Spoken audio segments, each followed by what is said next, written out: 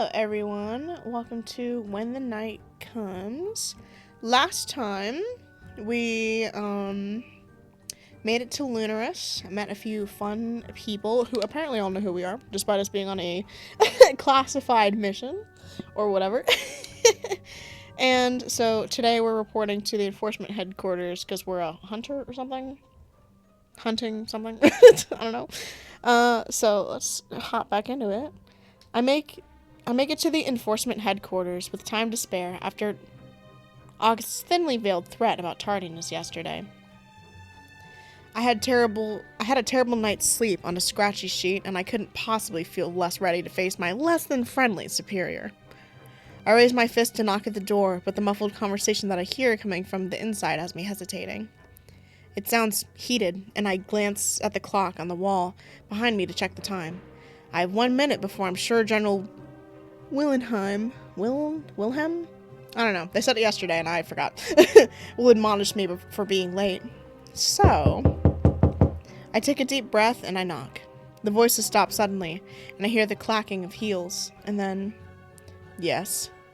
Oh, it's you. They quickly glance at the clock. Well, you're on time, at least. Congratulations. Thanks. I know it's terribly cozy out there, but please come in. I nod politely and quickly step into the enforcer's office. It's beautifully decorated with neatly arranged bookcases lining the walls that are laden with a collection of trinkets and tomes that possibly rival Ezra's. There's a huge desk in the middle that overflows with reports and letters, and a half-empty ink pot, and an elegant sapphire quill poised and ready. Then, as if I'm experiencing a rather vivid case of déjà vu. Oh hey, I know you. Piper appears before me, looking decidedly less impressed than she was in the tavern yesterday. Hunter. Hey. Just pass a save. Nice to see you again. Hello, Piper. It's nice to see you again. She stares at me, her eyes narrowed as her gaze flickers to August, who stands quietly behind me, their hands clasped behind their back, a dark eyebrow quirked almost expectantly. Piper frowns at them, her nose crinkling before she swiftly turns her attention back to me. Yes, you too. I offer her a smile, but the one she offers in return doesn't quite meet her eyes. I appreciate the effort nonetheless. So, you two have met already. In the tavern again, were you, Piper? August sighs heavily when we both fail to respond, and Piper manages to look anywhere but her superior. Anyway. They run their hands along the dark edges of the desk, inspecting their perfectly dust-free fingertips as Piper huffs in their general direction. I know you have very important business to attend to, but I'm not finished with you yet, Willenheim. Willenheim. Got it. Is that so? I've given you your mission, you've complained about it, loudly. Damn. So, pray tell, Major, what else could there possibly be? Piper flinches, and I see her demeanor shift, her admirable determination withering and dying as that word rolls off August's tongue. A harsh reminder that her demotion, and one that clearly stings. Major? What was she before? I wonder if I'll ever get the chance to ask her about it, to finally know exactly what she did that warranted her being made an example of. Nice, August. Really nice. You could quite literally cut the tension with a knife in here, with a dull-bladed dagger. It's not awkward at all. Right. Well, we have a meeting, General? August sighs, glancing at Piper almost guiltily, but the sorry expression fades in the second she meets their gaze. Yes, we do. Is that everything for today, Merriman? Is it at... I wasn't asking... Ugh. They take a breath, pinching the bridge of their nose between their forefinger and their thumb. You're dismissed for today, Merriman. They stare each other down, and I wonder how the hell they managed to become one of the most successful elimination teams involved Iskria. No, I said it right. First time. Allegedly. Wink. I've heard countless weird and wonderful stories of their partnership, of Piper's unparalleled strength and August's unmatched intelligence. Oh, okay, so they're like a renowned pair. Odd that he would demote her then. He's obviously upset about it. Weird. But here, now, all I see is a dispirited hunter and an impossibly tired enforcer. Harry's on the way. I suggest you depart quickly. Shit. She blanches at that, and I almost see her admitting defeat. Her shoulders relax and the furrow in her brow fades. Fine. I'll go and look for your possibly a small chimera, but probably a big fucking cat. One day you'll have to stop punishing me, you know. Piper grabs a set of expensive-looking daggers from the chair and the desk, strapping them to her back with haste. She pauses in front of me, and those dark eyes soften as she meets my gaze. See you around, Hunter. Enjoy your important meeting, and remember what I said. Foot. Ass. Yeah, she's funny. I like her. She chances another glance at August, and they suddenly become very interested in studying their perfectly manicured nails. With a wink, she then fully spins to face August, squaring up to them playfully. Then the enforcer towers above her, still uncaring, still unbothered. Twat. Get her! Oh, wait, that was Piper. Get him! Oh, that's so funny. He just got. And with that, she turns over her heel and slams the door so hard it shakes the frame. August walks around the back of their desk, practically falling into the well-used leather chair.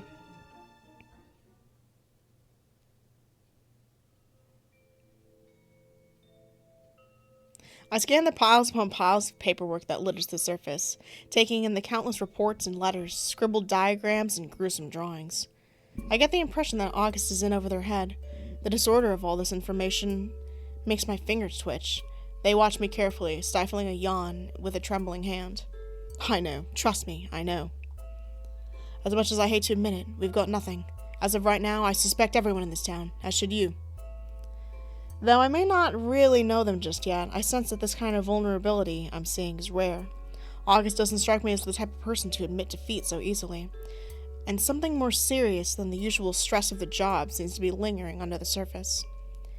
After what I witnessed back at Ezra's shop, I can't help but wonder what they were like before all of this. The way the young witch looked at them. It was pity. Ezra pitied August. I mean, yeah, tired as hell. I'm certain it's not easy being in their position. It's probably like a high-ranking official. You know, like how, the police gets really, and this is like in TV shows, so I can't even speak on this being real, but like how in, like, if you look at like Criminal Minds and shit, or pretty much anything where they have like a police force, they get like a bunch of shit for not solving cases. It's probably the same kind of vibe going on. August huffs a quiet laugh and relaxes back in their chair, and for the first time since they met, they seem to let their guard down. I don't know why Harry decided you were the right person for this job above all others, but I trust him implicitly. So, whatever plan he has for you, we had better make it work. I need to stop doing that, sorry. They pause, staring me down with those ice blue eyes. They're kind of like a lavender periwinkle color, but...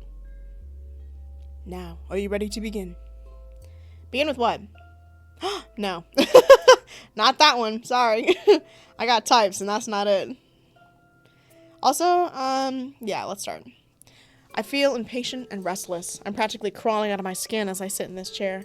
Surely, I should just be out there already, talking and gathering evidence? What's the first step? August flicks through a document covered in elegant looping script, barely glancing up at me when they speak. You meet Harry. Harry tells us both what to do, and we do it.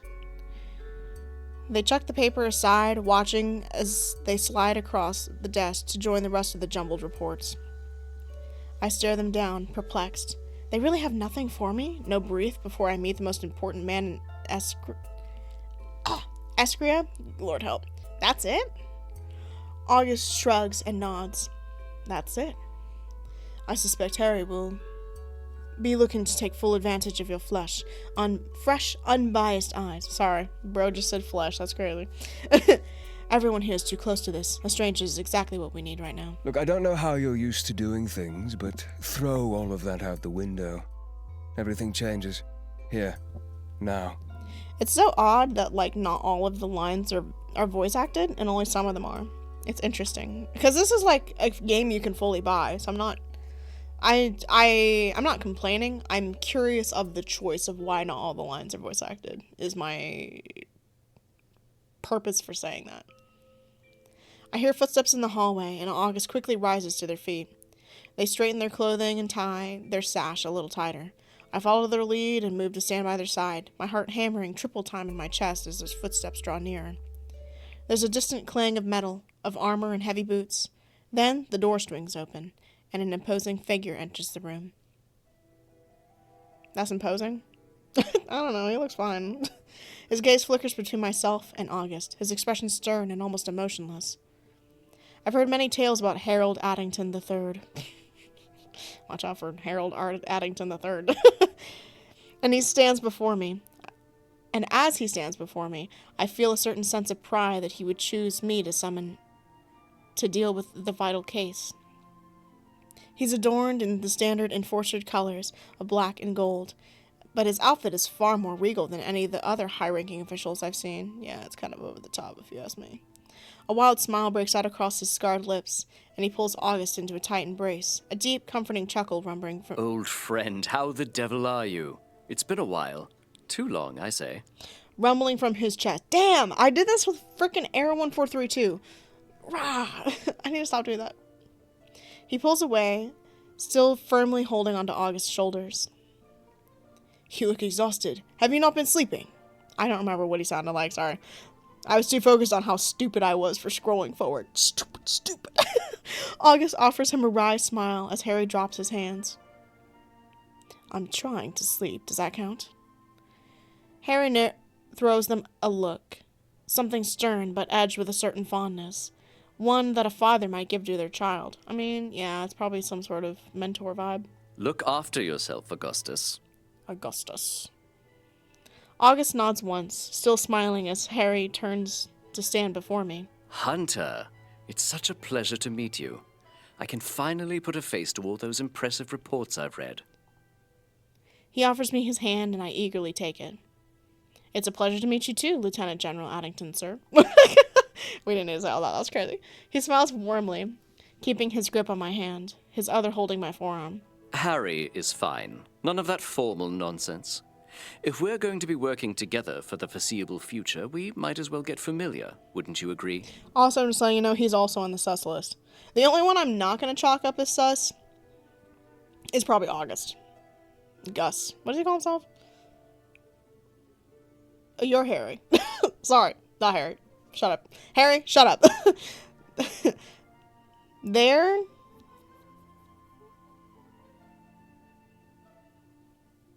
Harry? No. Harry? No. Who is it? Oh my god. I'm gonna freak out. Anyways. Okay, so the only one I'm not gonna suspect is Ezra. I got it. I'm locked in. Which is probably a bad move, but I'm gonna do it anyways. And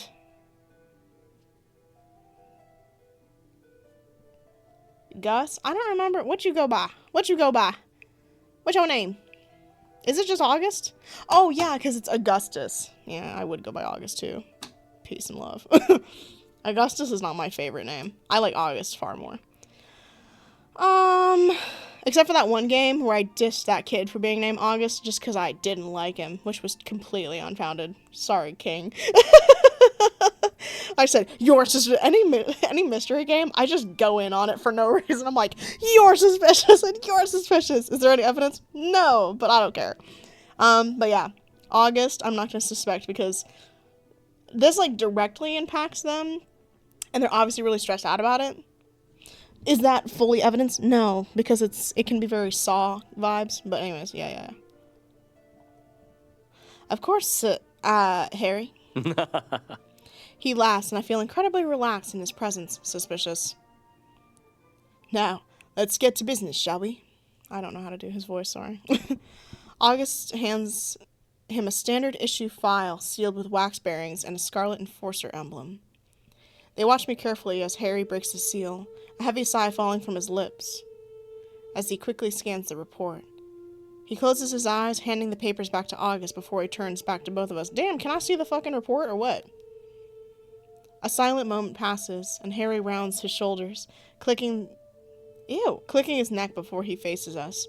You know, I've worked for the Enforcers for nearly 30 years, and I've never felt quite so useless. We've lost some of our best, our brightest, kindest. To this case? Harry pauses, the waver of his voice evident as he composes himself. I am truly at a loss, and I'm finding it hard to remove my emotions from the equation when it's my own people being needlessly slaughtered. August averts their gaze, stealing a quick glance at me, seemingly sussying my reaction. Interesting. I don't think I know what that word means. But also giving Henry a moment of privacy. I almost said privacy. Nothing can bring them back, but we can bring those responsible to justice. Suddenly it hits me. The victims were hunters, weren't they? Yes, they were hunters, just like you. Why don't y'all let me know nothing? Let me read the file. How am I supposed to solve anything if I don't see the file and the evidence? That's crazy. Harry huffs a quiet laugh, clearing his throat. I know we're putting a great deal of responsibility on your shoulders, but I have never-ending faith that you're the one who can help end this madness. Do you have any questions? Can I see the files and the evidence, bruh?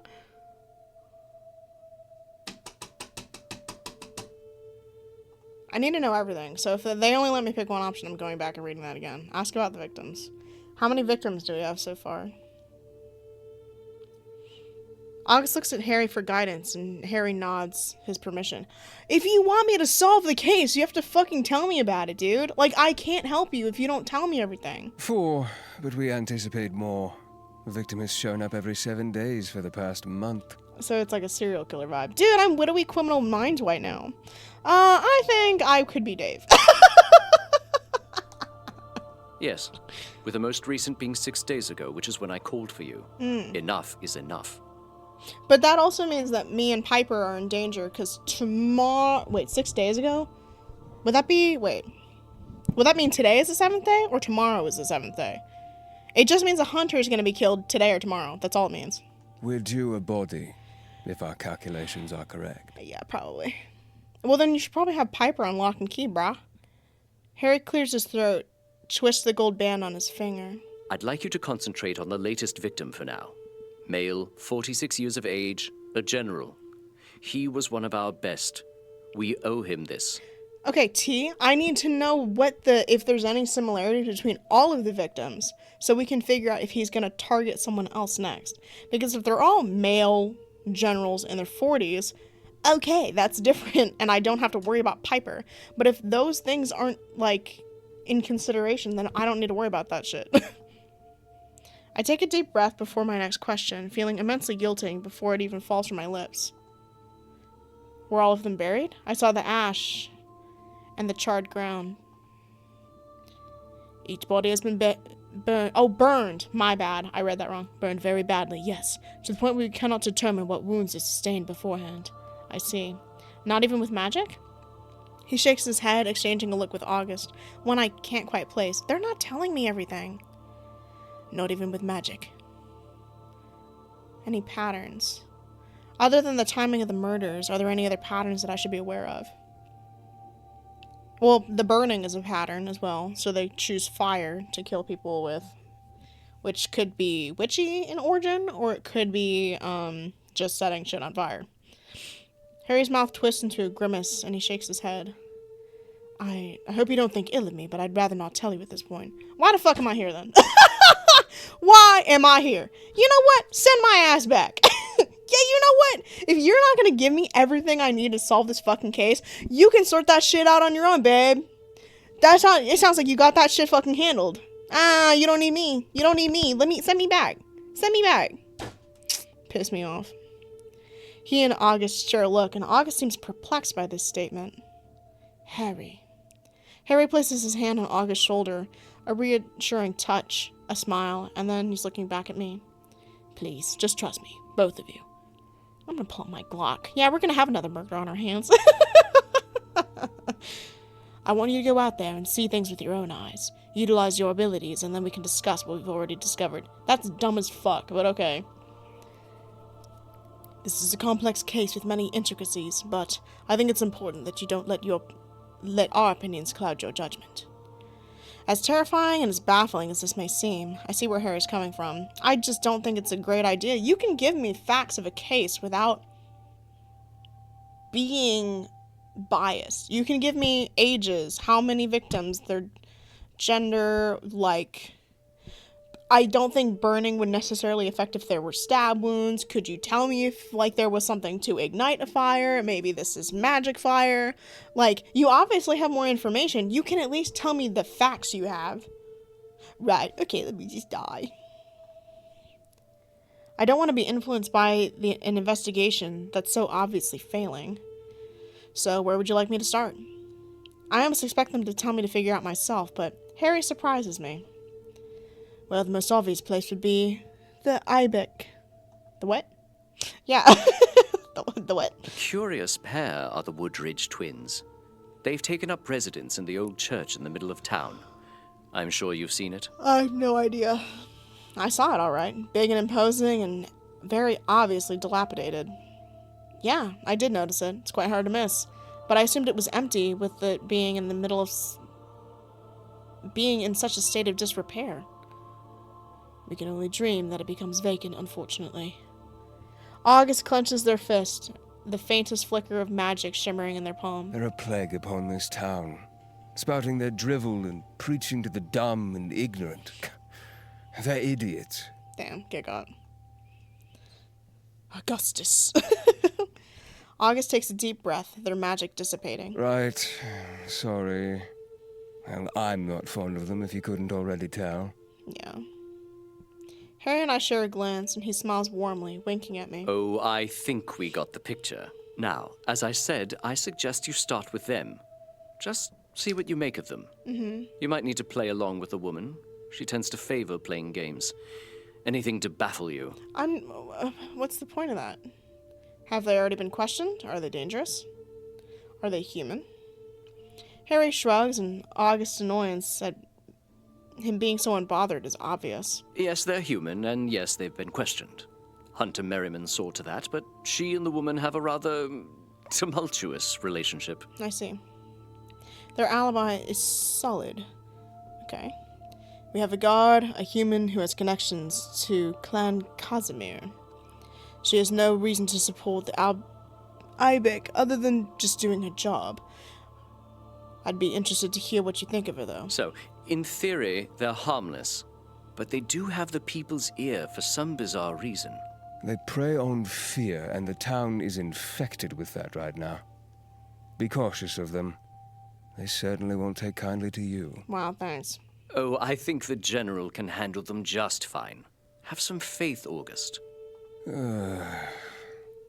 August waves their hand dismissively, wandering over to the filing cabinet that's nestled in the far corner, whilst muttering something under their breath. A warm hand touches my arm. We trust you, Kay. Now, once you've spoken to them, I suggest just going where your gut tells you. There are plenty of other Lunarians for you to get to know, so just take today to really find your feet. Okay. I must meet with August and some of the other generals now, but please report back to us in the morning. Unless you find any damning evidence, of course, in which case, report back immediately. Okay. In that case, when we get closer to... Hold on, I'm sitting up. I'm locking in. I was, like, sitting in a little hunched position. I'm locking the fuck in now. Okay. Okay.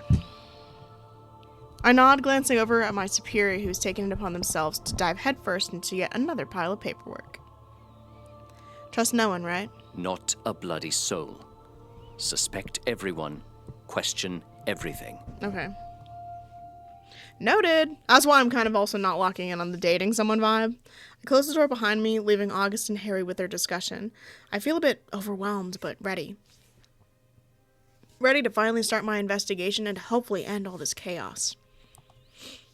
I take a deep breath and straighten my clothes, feeling ruffled from both that initial heated encounter, but the brief, semi-informative conversation with the Lieutenant General. As I turn to leave, I spot Piper leaning against the wall. She looks stoic, her gaze fixed on the floor, but she perks up when she spots me approaching. Hey, girl. Oi, Kay. I can tell... Oh, sorry. I can call you that, can I? She makes a quiet, frustrated noise and closes her eyes.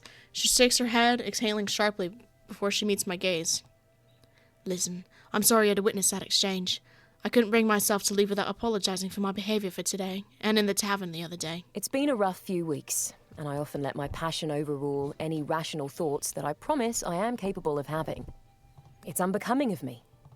Girl, you're fine. I think you're funny. I think she's chill as fuck and funny. I'm taken aback by the vulnerability of her words. This isn't the Piper I thought I'd become, accustomed to. Piper, She raises her hand to halt my words, callous fingers curling to a fist. Please, just let me apologize, all right? Then we can pretend I never acted like a complete asshole, and you can go and do your job. Oh, I like she has vertigo. I like that she has that. It's cute. So, she sticks out her hand and her daggers clanging noisily where they rest in the holster at her back. The name's Piper Merriman. She rolls her eyes, taking a deep breath before her next sentence. Major Piper Merriman. You'll always be General, my heart, Pookie. She throws me a wicked grin, and I can't help but laugh. Here's my thing. It's like, I love that it's a dating sim murder mystery, but also I don't want to try to like flirt with someone if they're the murderer.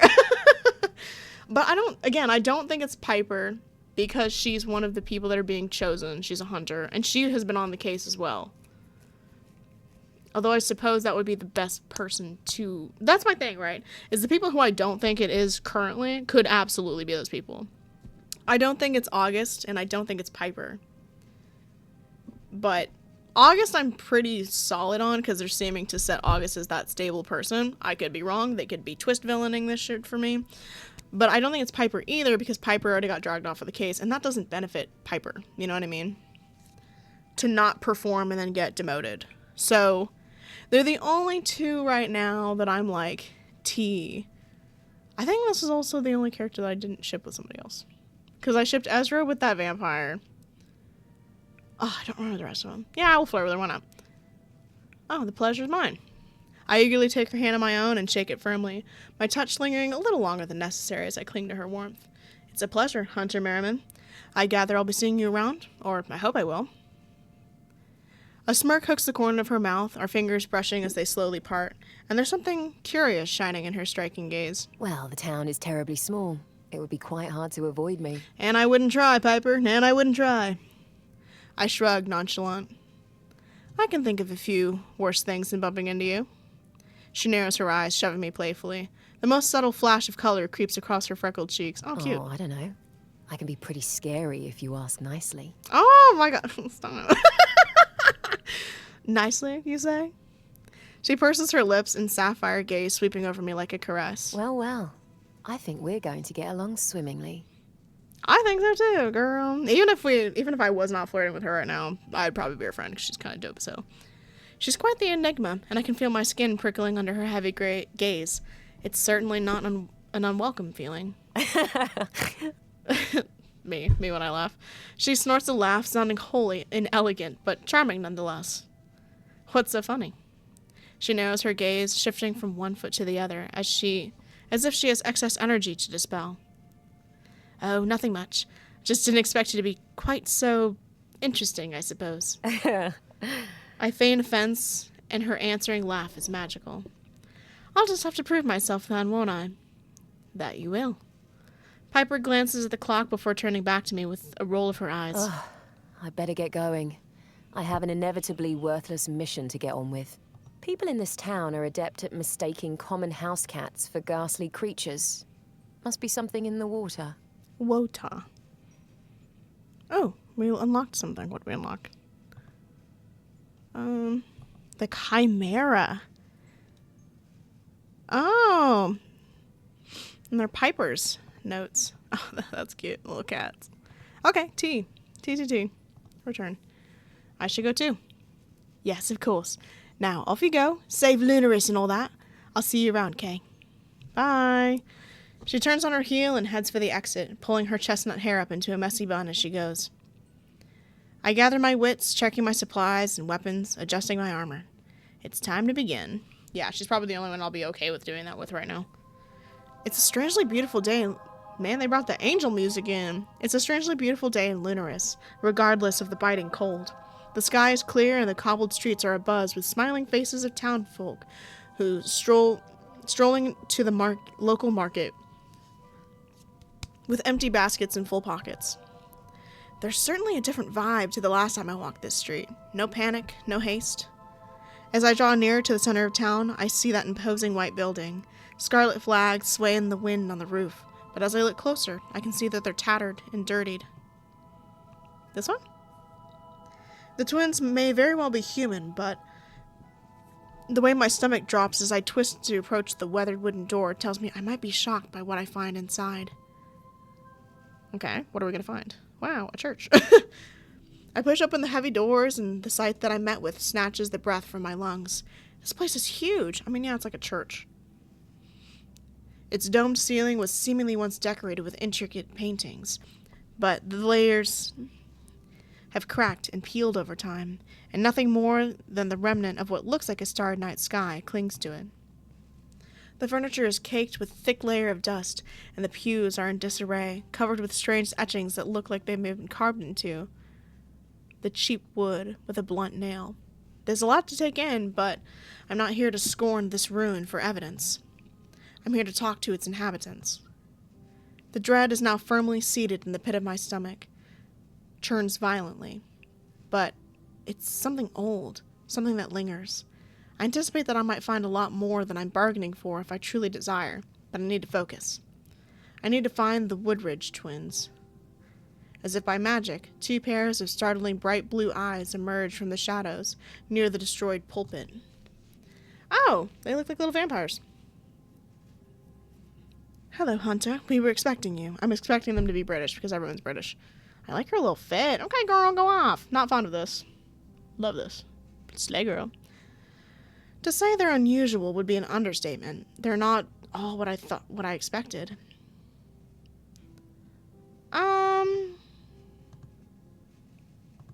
Let's start slow. I offer her a small, friendly smile, however forced it may be. World travels fast in Lunaris. I'm Hunter O'Fay. She narrows her eyes at me, suspicious for the briefest of moments before she's smiling unnervingly again. Despite her best efforts at apparently trying to be cute, it's still terrifying. I'm Aurora, and this is my dearest brother, Armoros. Oh, those are fun names. It's a pleasure to make your acquaintance, Hunter O'Fay. I nod politely, not quite sure of which of them I should be focusing my attention on. Armoros doesn't seem to appear to enjoy talking, or maybe he's simply not permitted to. His overbearing sister is clearly the leader of the two. Yeah. Save again, just because I don't want to mess this up. Let's talk to Aurora. She's already talking to us. I study her steeled gaze, and she seems completely at ease. Aurora, can you tell me what you do here? Armoros looks relieved that I didn't focus my attention on him, his once stiff shoulders sagging. Aurora clears her throat, and a delicate hand covering her mouth as she said so. Well, what exactly would you like to know?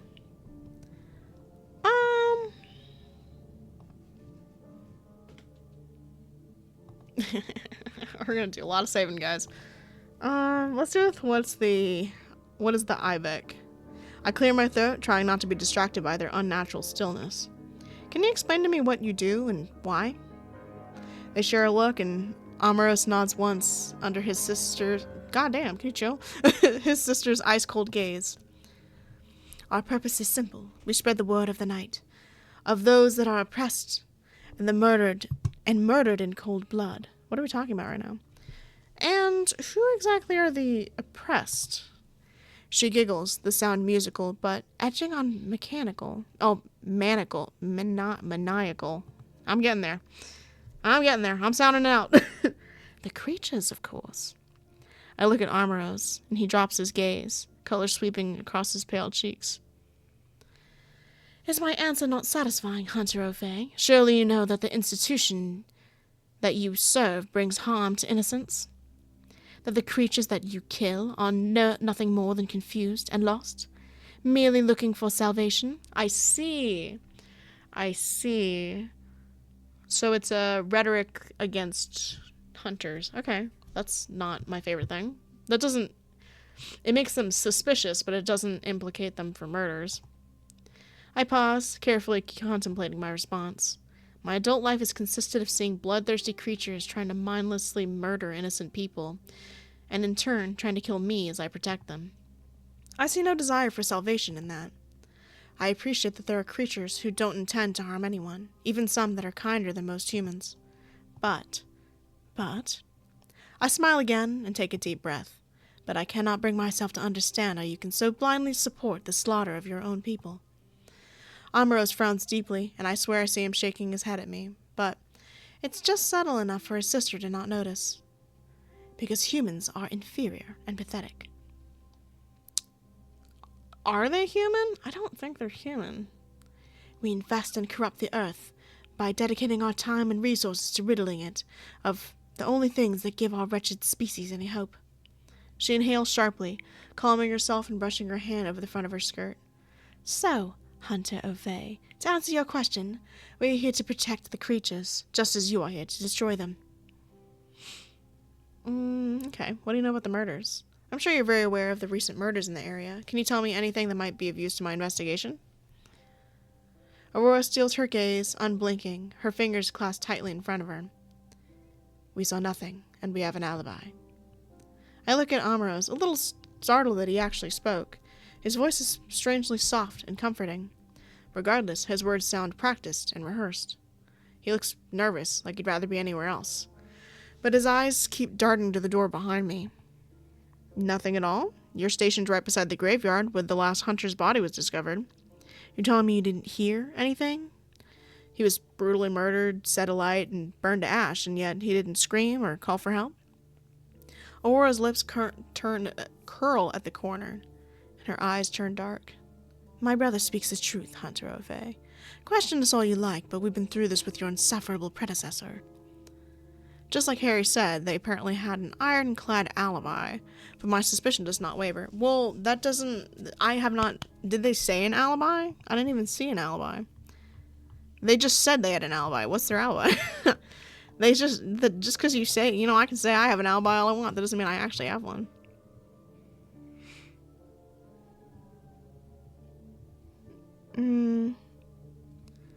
Like, what's the alibi? Unless someone else was here or saw them, then they don't have one, just because they say it. Just like Harry said, they apparently have an alibi. I nod once, noting Amoros' gaze burning into me, and though I cannot gauge how he's feeling, my gut tells me he has something to say. Something he wouldn't dare to with his sister by his side. Interesting, like he's scared. I'm starting to feel like Harry sent me here just to unnerve me.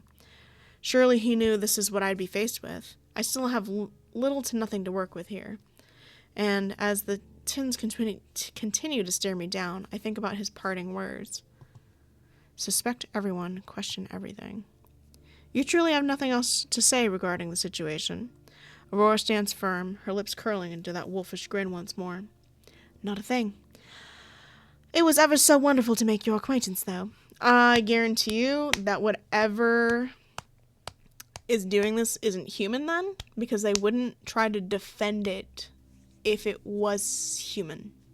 So whatever is attacking the hunters is probably not human.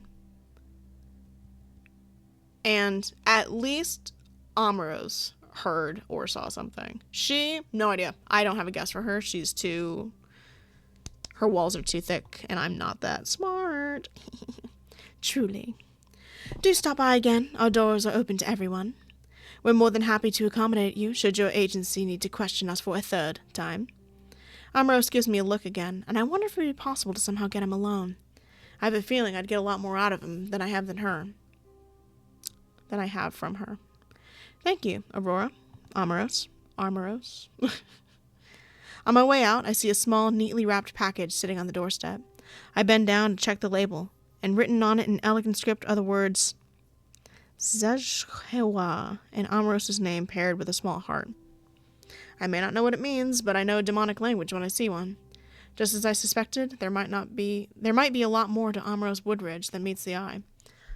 Yeah. I wouldn't even be shocked if they're not human. Like if they're like vampires or something. Because they're really pale. Just like that other guy is, but I don't remember his name, sorry. I walked through the center of town for a while, getting to know the buildings and watching the people that pass by. Lunaris turns into a quiet, nervous town when the sun begins to set. I wonder if it's only recently lost its warmth. I consider heading for the graveyard. Something tugging at me tells me that there's something more for me to find, but... Oh, hey. Alcar suddenly appears between the crooked houses, sending 2 children that were playing in the street scattering. What the hell have you been doing in that damned church? Are you feeding into their bullshit already? I thought you knew who I was, so why are you asking dumb questions? He pauses, huffing a sharp breath through his nose. I thought you'd be different. Just like everyone said you would be. How stupid of me to want to believe them. Why are you yelling at me right now? This certainly isn't the first time I've been caught off guard by an angry lichen, but it's safe to say that I don't need to fear for my life here. Maybe. He does look pretty pissed. It's not what you think, Alcar. I was just questioning them. He scoffs, rolling his eyes. His hands are shaking, but he balls them into fists when he catches me looking. Is that so? Why should I believe you? I don't even know you. No, you don't, which is why you should consider giving me the benefit of the doubt. I'm just trying to do my job. Do you suggest I just ignore the very obvious cult in the middle of town? His wolf ears flick back and forth, and he unclenches his fists. You adjust questioning them? I nod. Yeah, I was hardly agreeing with them in their hatred for, well, me. He rolls his eyes at me, standing his ground. Something has me curious, and I can't resist asking. They wanted to protect you from the likes of me, so why do you despise them so much? Because they couldn't care less about those of us that don't enjoy killing humans mindlessly. Because we're not real creatures if we stay out of trouble and befriend humans or each other. Interesting. So, if you dare to act even remotely human, you're the enemy too. He smirks, brows raised. Aha. Now you're getting it. My bad, let me step the fuck off. You can read your own lines. Alcar is apparently defensive to a fault, but I sense that there's something under the surface. He's probably just scared, maybe even a little lonely. It must be hard to be feared like that when you've done nothing wrong. At least, I don't think he has. He's kind of a bastard.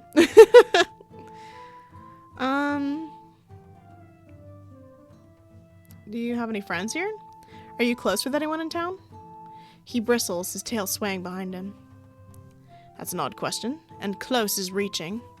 Do you at least know anyone in town? You and Piper seemed aware of each other. He scoffs, lips curling in disgust. Merriman and I are not close. Unless you consider her kicking my ass her way of showing affection. I do remember, I did ship them. Oh, she's mine now, sorry. I tilt my head, contemplating that she actually might. Depends on what you're into, I suppose. Trust me when I say Miriam and I are not friends. Then you truly have no one? He softens lightly, his gaze dropping to the ground.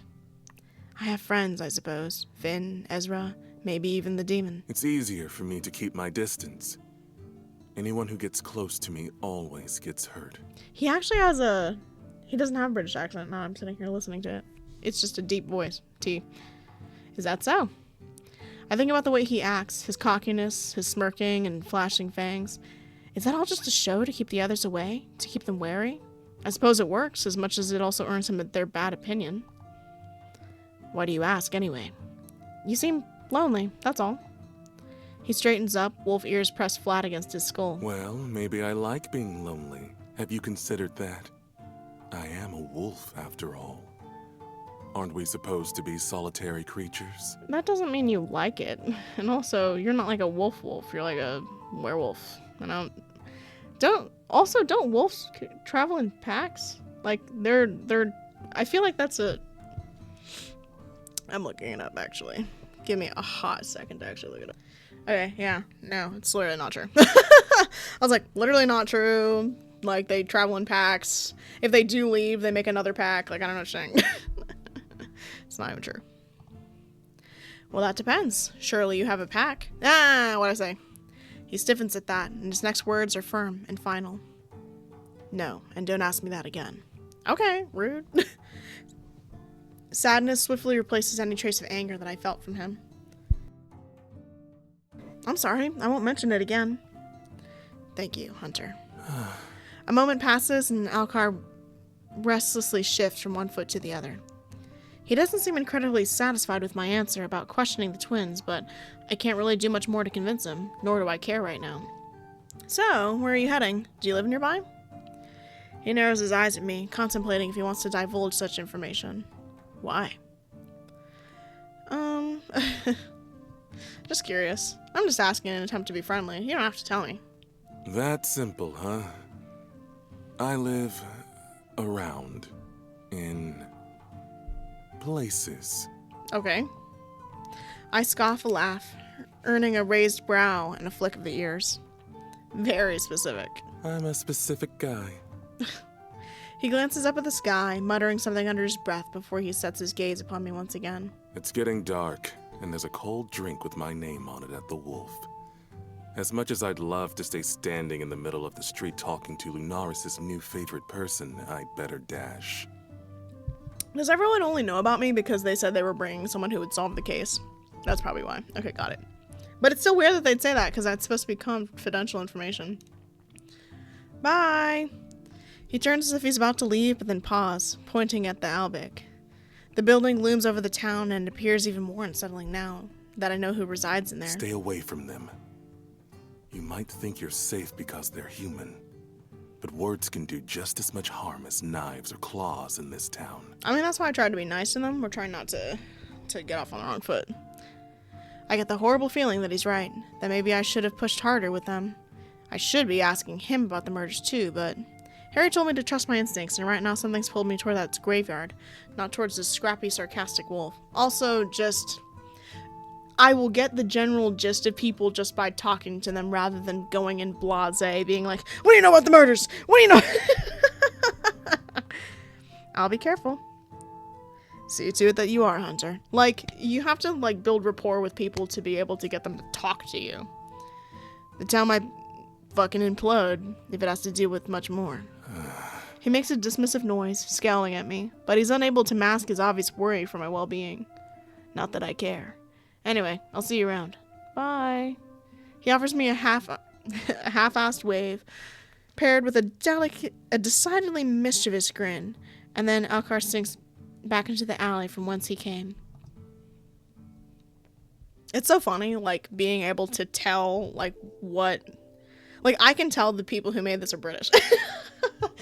Even without the voice acting. Fuck the voice acting. Even without that, they're saying, they said arse, which is... It's more just, Europe-y than here, in the US. We don't really say that. I mean, we can, but we don't. Yeah, arse. Which also could be... Honestly, it's just giving more European, but, some of it gives... British. What is it? There's something else that they said that I was like, oh yeah, that's distinctively, from whence you came. I know it's a saying, but I don't really hear people talking from whence they came. But it just adds a specific ambiance that I enjoy. Oh wow, this place looks creepy. Fun. We're here at night? That's not a great idea, but okay. The graveyard looks so different at night. Beautiful even. Fog twists and curls around my ankles as I walk, glimmering specks of vivid blue light sparkling in its haze. Thankfully, the darkness is a little more forgiving this evening, and something seems to be guiding me along and leading me to the right place where the murder happened. I'm hoping that I might get a clear idea of what transpired here that night, now that I know who he was or what he was. I follow the path and see a dark figure crouched before the neat line of gravestone. There's no danger here, not that I can feel, but I approach with caution anyway. As I draw near, I recognize him. It's Finn. Which one's that? I'm no fool. I know he senses me here, but he doesn't flinch, keeping his gaze fixed to the dark forest that surrounds us. Which one is Finn? I don't remember who Finn is. I know that's bad. I don't freaking remember who Finn is.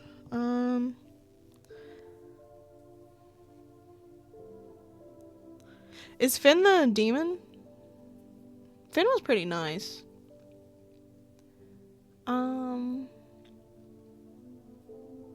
Yeah, no warm welcome this time. I clear my throat, quirking my brow as he stands and turns to face me, effortlessly graceful. Oh, no.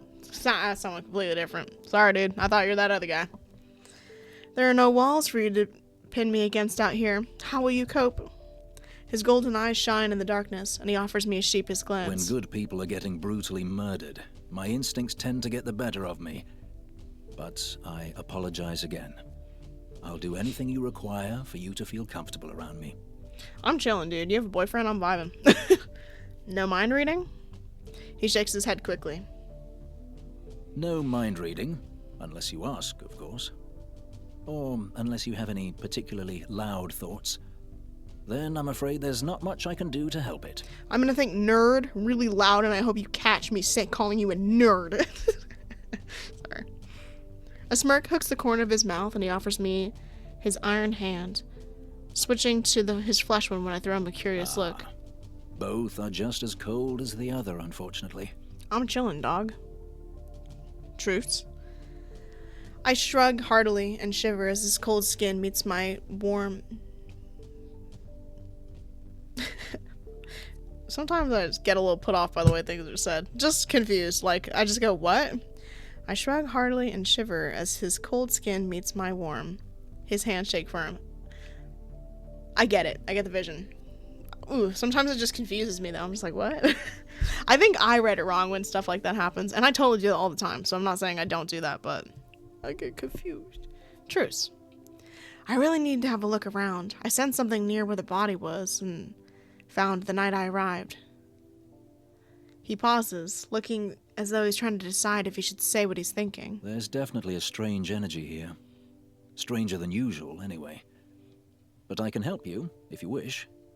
I mean, if you wanted an immortal opinion. How exactly can you help me? He huffs a quiet laugh and folds his arms across his chest. Would an excellent sense of smell, and the ability to see things your human eyes cannot, be of use? Yeah, go for it. I feign disinterest, a playful roll of my eyes as he waits for my response. I suppose I shouldn't dismiss any help, but how do I know that you're not the thing committing these horrible crimes? I've been told to trust no one more times than I can count. So tell me, Finn, why should I trust you? He offers me a wry smile, but sadness lingers in his gaze. Freedom. Freedom? He nods again, taking another deep, unnecessary breath. I've been trying to become a better man since the day I died. T. My sire was a cruel man, a tyrant.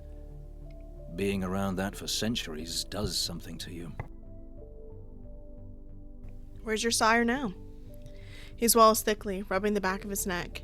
It's almost a nervous gesture, and the first time I've seen him do anything that looked remotely human or graceless. Dead. Killed by your Lieutenant General. I owe Harry my life. He freed me from Levi's shackles. Who's Levi? He pauses, head tilted towards the night sky, and he closes his eyes. A smile crosses his lips, something wicked. I've done terrible things in my time, and I intend to pay penance for those for the rest of my days. Which, if you hadn't heard, is forever. There are so many things that I long to ask him. He's seen so much, done so much, and, I assume, lost so much. So, to answer your question, I value doing the right thing above all else. Even if sometimes I tend to stumble a little. Metaphorically, of course. I offer him a wry smile, watching him watch me. I'd appreciate the help.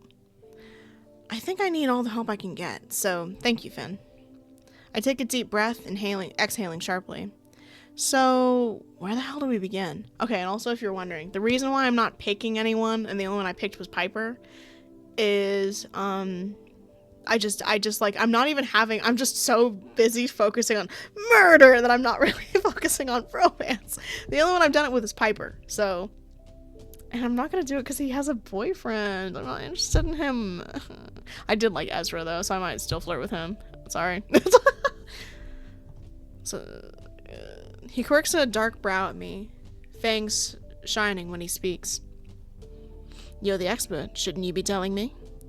I brush past him, returning the smile as I head for the site of the murder. Don't push your luck, vampire. He laughs a quiet chuckle, and he dutifully follows me.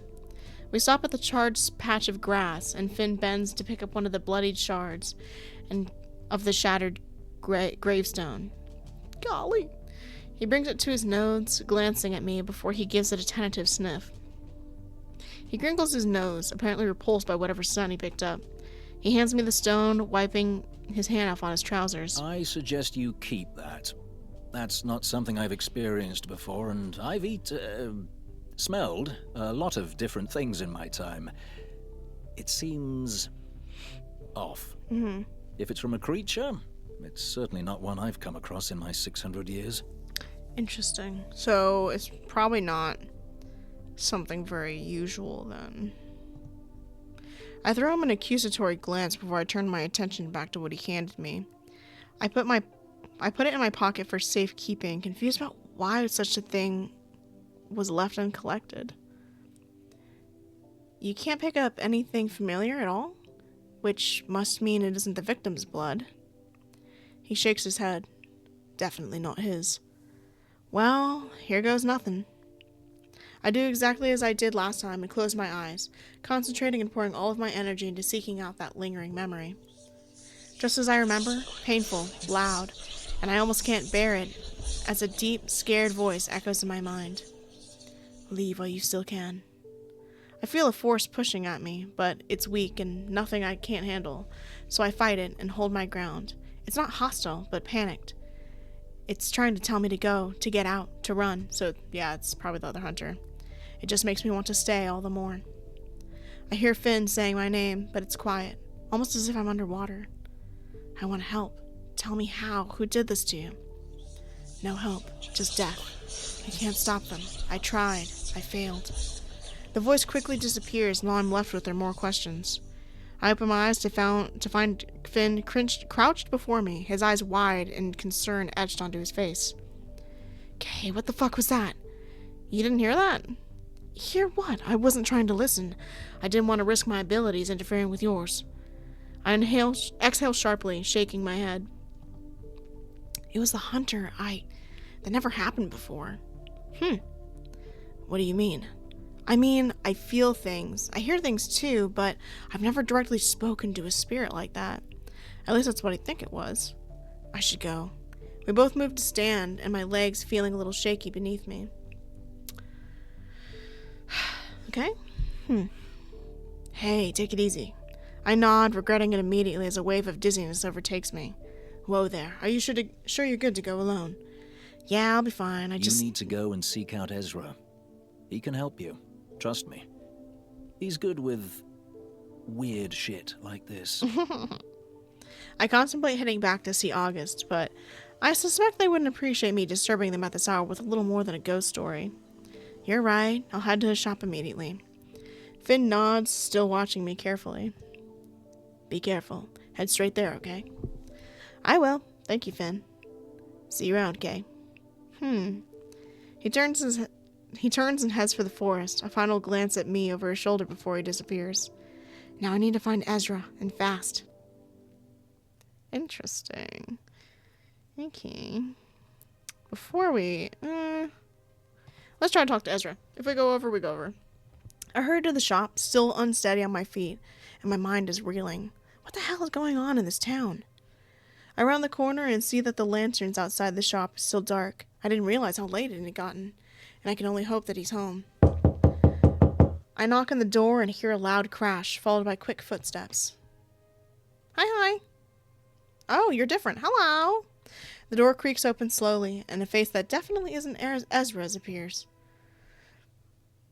I'm taken aback by the sight of Omen, and his eyes are wide as he stares at me. Omen. Got it. Are you supposed to be in there, Omen? He blinks, and a moment later he smiles, full of sheepish remorse. Remorse. Blech. That answers my question, though it's difficult to even work up any annoyance if he's actually trespassing. Is he influencing me with his powers, or is his human face just that cute? Yes, I'm maybe kind of living here right now. Oh, really? He smiles shyly, ears twitching, and he looks away for a moment. Is Ezra here? He shakes his head, opening the door a little more. No, he went out. He said he wouldn't be long, but I don't know when he'll be back. Got it. His eyes widened a little more, as if he remembered something. Ah, sorry, would you like to come in? I contemplate rushing off to continue my search for Ezra, but it'd be stupid to miss the chance to find out more about this little curious demon. I'd love to, but just for a moment. Okay, T. I am gonna shove a pause in here. I am gonna shove a pause, so we'll talk to him and find Ezra in the next one. This is so weird. This is so weird. Because if it's not something we've seen before, it's not a demon, it's not a wolf, it's not a... It could be a wizard if they were doing something different. But it couldn't be Ezra then. It's probably something older. Maybe like eldritchy, like godlike. It could be anything. It could be anything that's out of the reach of the usual crew. So I don't know. We'll see if we can solve more of this mystery. I hope you're having so much fun. Maybe as much fun as I'm having. Maybe even more. And I'll see all you dudes in the next one.